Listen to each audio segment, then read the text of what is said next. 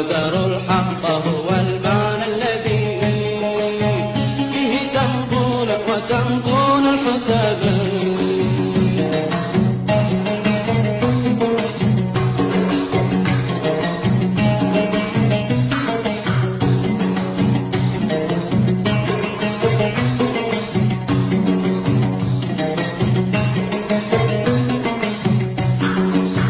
واحفظوا للعز فيكم ضوءه واجعلوا وحدتكم عرشا له.